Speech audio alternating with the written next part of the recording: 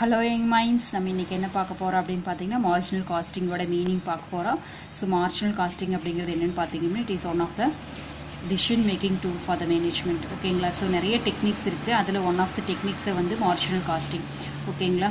So financial அக்கௌண்ட்டில் இருக்கிற இன்ஃபர்மேஷன்ஸும் cost அக்கௌண்ட்டுக்கு இருக்கிற இன்ஃபர்மேஷன்ஸையும் வச்சு நம்ம ஒரு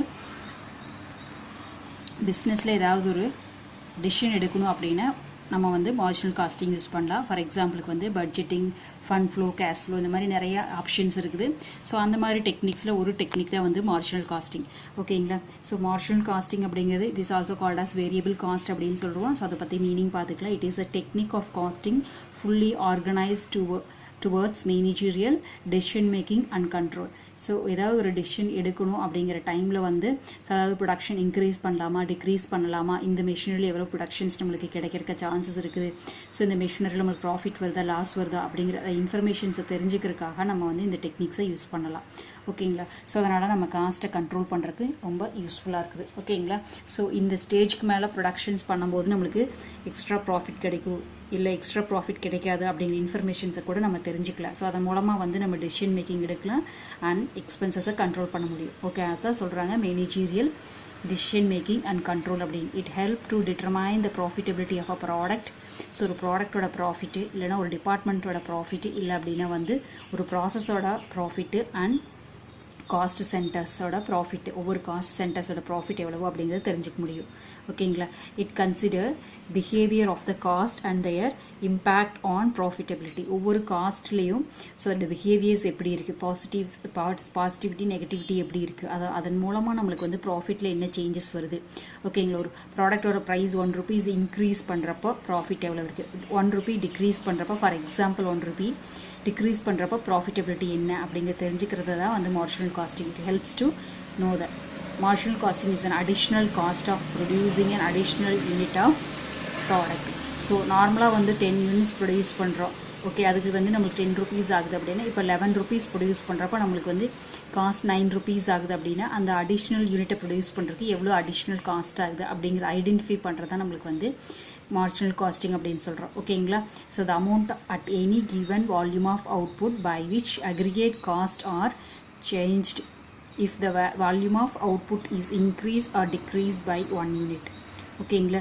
ஸோ நம்ம வந்து அமௌண்ட்டு வந்து ஒரு வால்யூம், ஒரு அவுட்புட்டை வந்து இன்க்ரீஸ் பண்ணுற, ஒரு யூனிட்டை வந்து ப்ரொடியூஸ் பண்ணுறதுல இன்க்ரீஸ் பண்ணுறதுனாலையோ டிக்ரீஸ் பண்ணுறதுனாலையோ காஸ்ட்டில் என்ன சேஞ்சஸ் ஆகும் அப்படிங்கிறத நம்ம ஐடென்டிஃபை பண்ணிக்க முடியும். அதுதான் வந்து மார்ஜினல் காஸ்டிங் அப்படின்னு சொல்கிறோம்.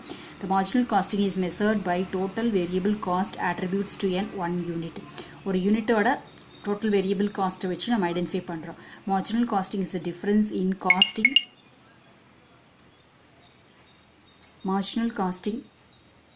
Marginal costing is measured by total variable cost and attributable to one unit. Marginal costing is the difference in costing of producing one additional unit. One additional unit produce பண்ணுறப்ப என்ன difference cost வருதோ அதை marginal costing அப்படின்னு சொல்லிட்டு is also called as a variable cost அப்படின்னு சொல்கிறோம். So for எக்ஸாம்பிளுக்கு நான் சொல்லியிருக்கேன் பாருங்கள், மார்ஜினல் காஸ்டிங் ஈஸியாக உங்களுக்கு புரியும் பாருங்கள். 10 யூனிட்ஸ் நார்மலாக நம்ம ப்ரொடியூஸ் பண்ணுறது 10 யூனிட்ஸ், அதுக்காக காஸ்ட் வந்து ₹1000 ஆகுது. ஓகே, இதில் நார்மல் ப்ரொடக்ஷன், நார்மல் எக்ஸ்பென்சஸ்.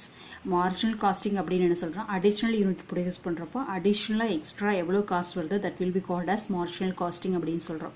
ஓகேங்க, இப்போ 11 யூனிட்ஸ் நம்ம அடிஷ்னலாக ஒரு யூனிட் 11 யூனிட்ஸ் ப்ரொடியூஸ் பண்ணுறோம். அப்போ காஸ்ட் எவ்வளோ ஆகுதுங்க, ₹1080 ஆகுது. ஓகேங்களா? 10 யூனிட்ஸ் ப்ரொடியூஸ் பண்ணுறப்போ நம்மளுக்கு வந்து 1000 ஆகுது. அப்போ ஒரு ப்ராடக்ட்டுக்கு நம்மளுக்கு எவ்வளோ எக்ஸ்பென்சஸ் ஆகுது, ஒரு யூனிட்டுக்கு வந்து ₹100 ஆகுது. இப்போ 11 யூனிட்ஸ் ப்ரொடியூஸ் பண்ணுறப்போ நம்மளுக்கு வந்து என்ன ஆகுதுங்க, 1080 வருது. ஸோ அப்போ நம்மளுக்கு வந்து ஃபார் எக்ஸாம்பிள் 98 அப்படின்னு வச்சுக்கலாம். ஸோ ₹2 நம்மளுக்கு கம்மியாகுது. ஓகேங்களா? ஸோ இதை தான் நம்ம ஒரு எக்ஸ்ட்ரா ஒரு யூனிட் ப்ரொடியூஸ் பண்ணுறப்போ எக்ஸ்ட்ரா எவ்வளோ காஸ்ட் ஆகுதுங்க, ₹80 ஆகுது. ஓகேங்களா? ஸோ ஆவரேஜ் பண்ணி பார்க்குறப்ப நம்மளுக்கு அதோட பெர் யூனிட்டோட ப்ரைஸ் வந்து கம்மியாகும். ஓகேங்களா? அதுதான் வந்து marginal cost. One extra unit produce பண்ணுறப்போ எக்ஸ்ட்ரா எவ்வளோ காஸ்ட் வருதோ that will be called as marginal costing அப்படின்னு சொல்கிறோம். ஓகேங்களா? இப்போ புரிஞ்சுதுங்களா மார்ஜினல் காஸ்டிங் அப்படிங்கிறது? ஸோ இதில் எந்த ஐட்டம்ஸ் உங்களுக்கு பாயிண்ட்ஸ் புரிஞ்சுதோ அந்த ஐட்டம்ஸை மட்டும் நம்ம கூட எழுதிக்கலாம் மார்ஜினல் காஸ்டிங்கோட மீனிங். ஸோ மார்ஜினல் காஸ்டிங் அப்படிங்கிறது வேரியபிள் காஸ்ட் தான். ஸோ வேரியபிள் காஸ்ட்குள்ளே இதெல்லாம் இன்க்ளூட் ஆயிருக்கு அப்படின்னு பார்த்தீங்கன்னா prime cost plus variable overhead தான் நம்ம என்ன சொல்கிறாங்க மார்ஜினல் காஸ்டிங் ஒரு வேரியபிள் காஸ்டிங் அப்படின்னு சொல்கிறோம். ப்ரைம் காஸ்ட் அப்படிங்கிறது ஆல்ரெடி நீங்கள் காஸ்ட்டில் படிச்சிருப்பீங்க. Direct material plus wages plus expenses, இது மூணும் சேர்ந்து தான் ப்ரைம் காஸ்ட். ப்ளஸ் அதோட வேரியபிள் காஸ்ட்டு சேர்த்து நீங்கள் ஓவர் ஹெட்டை சேர்த்துனீங்க அப்படின்னா அதுதான் வந்து variable cost or else marginal costing அப்படின்னு சொல்கிறோம். ஸோ அதோட மீனிங் என்னங்க, மார்ஜினல் காஸ்டிங் அப்படிங்கிறது prime cost plus variable cost. Prime cost plus variable cost தான் மார்ஜினல் காஸ்டிங் அப்படின்னு சொல்கிறோம். ஸோ ஆர்எல்ஸ் என்ன சொல்கிறேன், total cost minus fixed cost. Fixed cost இந்த இடத்துக்கு எடுக்கல, ஓகேங்களா. ஸோ டோட்டல் காஸ்ட்டுக்குள்ளே நம்மளுக்கு என்ன வரும் யூஸ்வலாக அப்படின்னு பார்த்தீங்கன்னா fixed cost plus variable cost தான் நம்மளுக்கு டோட்டல் காஸ்ட் அப்படின்னு சொல்கிறோம்.